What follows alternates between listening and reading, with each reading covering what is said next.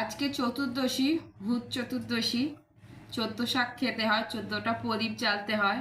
সবাই করবে এই নিয়মটা, তাই আমিও করছি। আমিও কেন বা বাদ যাব, তাই আমিও করেছি।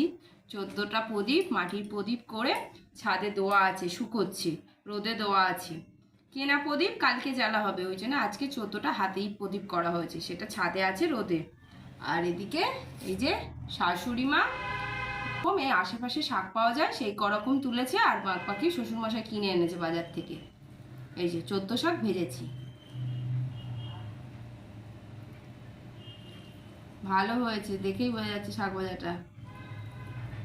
এটা তোমার দাদা ভাইয়ের, আজকে তো সবাই খাবে। আর এই যে কুমড়ো, কুমড়ো এসে দেখছি ফ্রিজে অনেক জমা হয়ে রয়েছে, রান্নাই করিনি মনে হচ্ছে। তা কি করবো, আবার আজকেও কুমড়ো এনেছি, এই যে কুমড়ো ভেজেছি।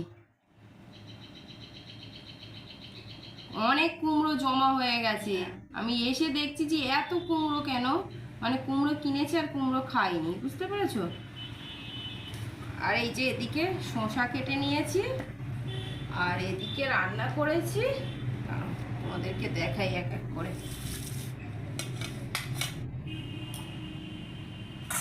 দেখো, ফুলকপি আলু মাছ দিয়ে ঝোল করেছি। এই যে মাছটা না সব নিচে পড়ে গেছে, সে এমন করে ঢেলেছি তরকারিটা, নিচেই সব মাছ পড়ে গেছে, তাই মাছগুলো আর দেখা যাচ্ছে না, তুলতে গেলে ভেঙে যাবে।